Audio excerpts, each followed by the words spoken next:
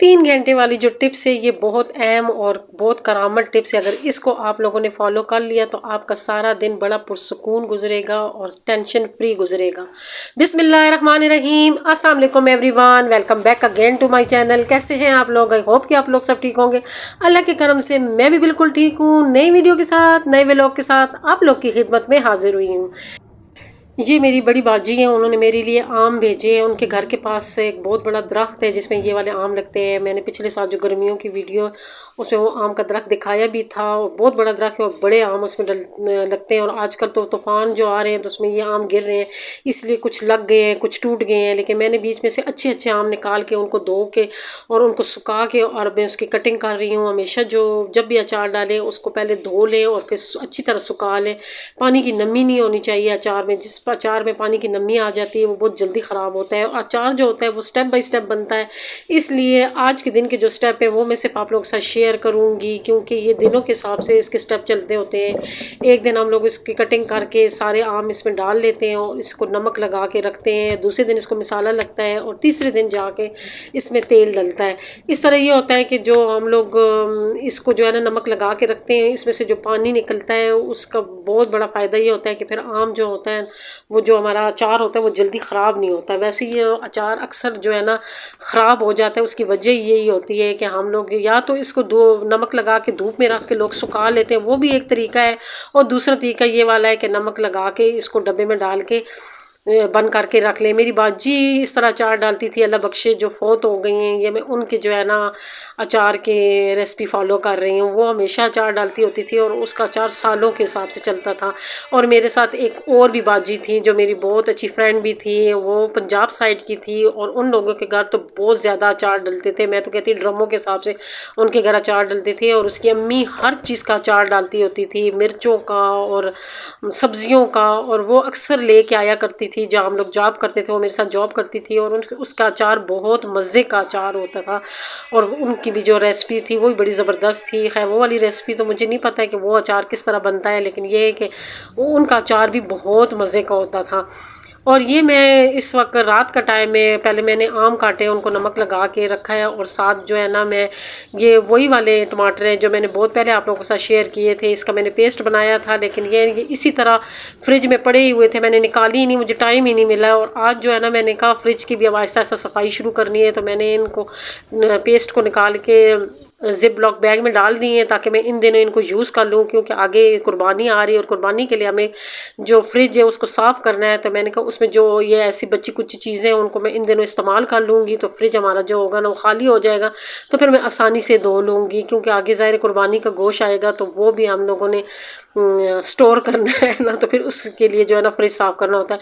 मैं तो खैर इतना ज़्यादा स्टोर नहीं करती हूँ, हम 2 बंदे हैं तो हमारे लिए तो इतना फ्रिज भी मेरा छोटा सा है। लेकिन ये होता है कि कुछ ना कुछ रखते हैं कि मुख्तलिफ रेसिपी होती हैं जो हम लोग पूरा साल इंतज़ार में होते हैं, तो चलो वो इन दिनों हम लोग उसको कर लेते हैं। ये नेक्स्ट डे है और वो ये देखें कि उसमें से कितना पानी निकल गया है। और ये मैंने इसमें से पानी निकाला है। दोनों जो मेरे अचार, ये एक मैंने ये वाला अचार डाला है, दूसरा मैंने क्रश अचार डाला है। क्रश अचार जो होता है वो बड़े मज़े का होता है और एक आसानी होती है कि आसानी से जब बंदा किसी चावल वगैरह के ऊपर डालता है तो बहुत आसानी से हो जाता है। दूसरा मेरे लिए बाजी ये लहसुन लेके आई थी गाँव से, तो ये भी मैंने कहा मैं इसको जो है ना अभी ये हल्का हल्का गीला था तो मैंने कहा मैं इसको लटका देती हूँ, तो साथ साथ ये सूखता भी जाएगा और साथ साथ हम इसको जो है ना इस्तेमाल भी करते जाएंगे। ये 2 गिफ्ट मेरे लिए कल बाजी ने भेजे हैं और अक्सर मेरी बाजी जो है वो मेरे लिए इस किस्म के गिफ्ट भेजती रहती हैं।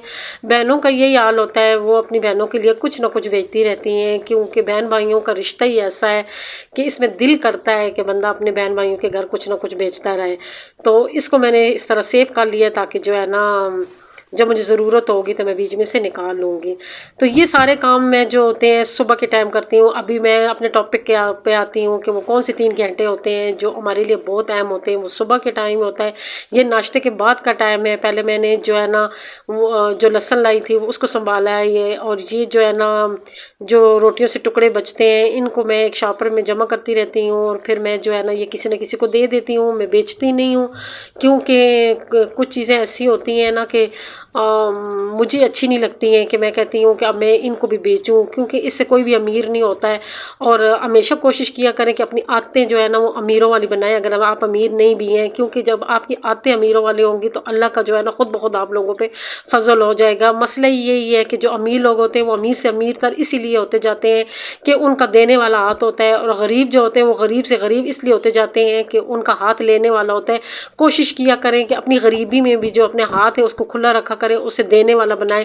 आप थोड़े से शुरू करेंगे तो अल्लाह ताला आपकी कमाई में इतनी बरकत डाल देंगी कि एक वक्त आएगा कि आप जो है ना हज़ारों और लाखों में लोगों को देना शुरू कर देंगे। लेकिन इसके लिए आप लोगों को दिल बड़ा करना पड़ेगा और स्टेप उठाना पड़ेगा। तो अपने हाथ को खुला रखा करें, गरीबी में खुला अपना हाथ रखा करें, और कोशिश किया करें कि घर से और लोगों की मदद किया करें, लोगों के लिए आसानियाँ पैदा करें, ताकि अल्लाह ताला आपके लिए भी आसानियों के रास्ते खोलें।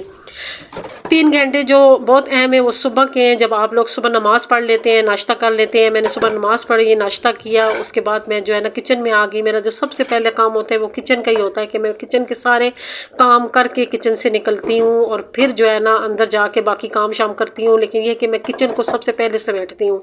किचन को सबसे पहले समेटने की वजह यही होती है कि जब किचन साफ़ हो जाता है तो बंदा कहता है मेरा पूरा घर साफ़ हो गया है। किचन ऐसी जगह है।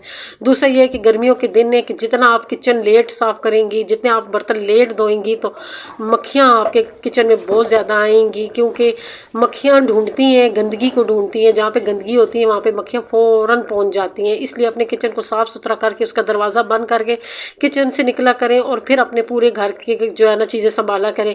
मैंने किचन में जब काम किया मेरा कोई इतना टाइम नहीं लगा, मेरे ख्याल में 20 से आधा घंटे में जो है ना मेरे ये किचन के सारे काम हो गए। इसमें मैंने एक्स्ट्रा भी काम किए हैं, मैंने सफाइयाँ भी की हैं, और मैंने बर्तन भी धोए हैं, और इधर उधर और जो काम होते हैं मैंने वो भी किए हैं।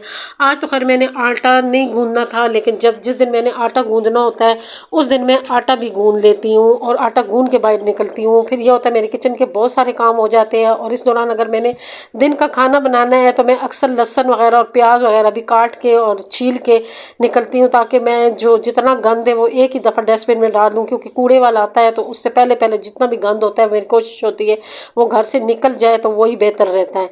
एंड में ये वाले जो पल्ले हैं और रुमाल है ये मैं धोती होती हूँ, क्योंकि इससे मैं सफाई करती होती हूँ, तो फिर ये मैं धो लेती हूँ। फिर जब ये धुल जाते हैं और जब मैं दोबारा खाना बनाने किचन में आती हूँ तो ये सूखे होते हैं, और फिर ये होता है कि फिर सारा दिन मैं इनको धोती रहती हूँ और यूज़ करती रहती हूँ। लेकिन ये है कि एक दफ़ा सुबह में जो है ना इसे लाजमी सर्फ के साथ, साबुन के साथ अच्छी तरह धो लेती हूँ, रच के धो लेती हूँ, ताकि ये जो है ना बिल्कुल साफ़ सुथरे हो जाएं।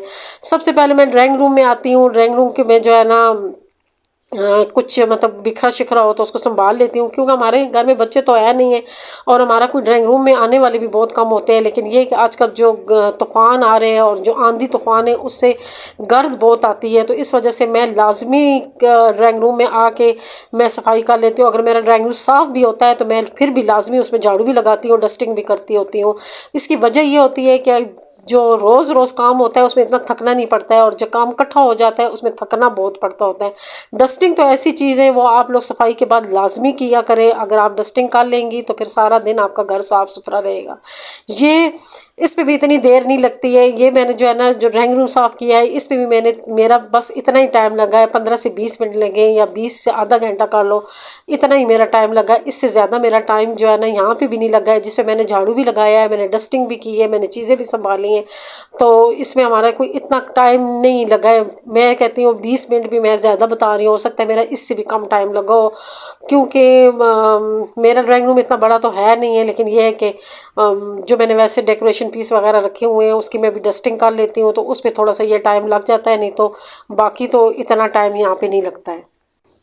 मैं सुबह के टाइम को इस वजह से तरजीह देती हूँ कि जब सुबह हम लोग उठते हैं उस वक्त हम लोग फ्रेश होते हैं, क्योंकि पूरी रात हम लोग जो है ज़ाहिर सो के उठे होते हैं, तो उससे हम काफ़ी फ़्रेश हो जाते हैं। और जब हम लोग नमाज़ पढ़ लेते हैं, कलामें पढ़ लेते हैं, फिर हमको ज़्यादा ही फ्रेश हो जाते हैं। तो इस टाइम जो होता है हम हमसे ज़्यादा काम भी कर सकते हैं बनिस्बत बाकी दिन के।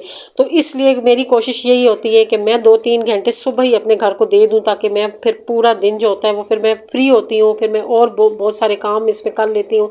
लेकिन ये होता है कि मेरा घर साफ़ सुथरा हो जाता है, और जब घर साफ़ सुथरा हो जाता है फिर बंदे को टेंशन नहीं रहती होती है, फिर बंदा मुतमईन रहता है। मेरी तो आदत ऐसी है कि मेरा घर ज़रा सा भी गंदा होता है तो मुझे डिप्रेशन होती है, मुझे टेंशन होती है, और मुझे इस चीज़ से बहुत ज़्यादा उलझन होती है। तो अगर मैं सुबह सुबह सफाइयाँ कर लेती हूँ तो फिर मेरा घर सारा दिन साफ़ रहता है। हाँ, जिस दिन मैं लेट हो जाती हूँ फिर मैं उस दिन सारा दिन झाड़ू ही लगाती रहती हूँ, फिर मैं इधर उधर नहीं होती हूँ। मैंने पाइप लगा के फर्श धोना छोड़ दिए क्योंकि ज़ाहिर पानी की बहुत कमी हो गई थी, और मैं थोड़ी सी जो है ना इस बात पे भी डर गई थी कि हो सकता है कि पाइप लगाने से पानी ज़ाया होता हो, तो इस वजह से जो है ना अल्लाह ताला ने मुझे सज़ा दी है। तो अब मैं ये होता है कि बाल्टी में ही जो है ना पानी भर के और उसी से सारे फ़र्श धो लेती हूँ। फ़र्श धोना मजबूरी है क्योंकि यहाँ पे बहुत आंधी तूफ़ान आते हैं तो घर में बहुत गर्द गुबार होती है, और फिर इतनी मिट्टी होती है कि चलना ही बंदे के लिए महाल हो जाता है। बंदा चल ही नहीं सकता है, नंगे पाँव तो बंदा बिल्कुल नहीं चल सकता है, बंदे के पाँव गंदे होते हैं और मिट्टी ही मिट्टी होती है। मुझे मिट्टी से बहुत उलझन होती है। तो बड़ा घर तो है लेकिन ये है कि गंदा भी बहुत होता है। बड़े घर के नुकसान ये है कि जो खुला घर होता है ज़रा सी भी हवा चलती है तो घर बहुत गंदा हो जाता है। मैंने तो आप लोग को 3 घंटे बनाए हैं बताए हैं, लेकिन मेरे ये जो सारा काम है ये 1.5 से 2 घंटे में मेरी सारी मतलब जो है ना क्लीनिंग हो गई थी। और उसके बाद फिर मैंने कपड़े निकाले हैं कि मैंने आज कौन सी स्टिचिंग करनी है। आज मैंने ये वाला सूट स्टिच करना है, इंशाल्लाह नेक्स्ट वीडियो में बताऊंगी कि इस पर मैं कौन सी डिज़ाइनिंग करने लगी हूँ, कौन सा गला बनाने लगी हूँ। ये मेरा सिंपल फुल सूट है, ये मैं आप लोगों को पहले भी दिखा चुकी, इसकी कटिंग मैंने आप लोगों को दिखाई थी। इसके साथ मैं ये वाला दुपट्टा मैच करके लाई हूँ। अब मैं देखूंगी कि इसके दुपट्टे के साथ मैं क्या करती हूँ। तो ये मेरे घर की फाइनल लुक है, मेरे घर की सारी सफाइयाँ हो गई हैं। मेरी बहनों, अगर आप लोग सुबह के 3 घंटे अपने घर को दे देंगी तो मैं आप लोग को शर्तिया कहती हूँ कि आपका दिन बहुत अच्छा गुजरेगा, बहुत पुरसुकून गुजरेगा। पुरसुकून रहने के लिए थोड़ी सी मेहनत करनी पड़ती होती है। अगर आप थोड़ी सी मेहनत करेंगी, थोड़ी सी अपने आप के साथ ज़बरदस्ती करेंगी तो आप सारा दिन फिर जो होगा ना टेंशन फ्री रहेंगी। जब मैं बर्तन वगैरह धोती हूँ तो जो बर्तनों वाला थोड़ा बहुत गंद होता है वो इसमें मैं डालती हूँ, तो इस तरह मुझे आसानी हो जाती है। और आप लोगों को मैंने आज अपनी सुबह की रूटीन भी बता दी है, और साथ मैंने आप लोगों को वो 3 कीमती घंटे बता दिए कि जो आप लोग अपने घर को देंगे तो आपके घर को डीप क्लीनिंग की भी ज़रूरत नहीं पड़ेगी। जो हम लोग महीने बाद 2 महीने बाद करते हैं, हमारे डेली वाले काम जो होते हैं वो हो जाते हैं।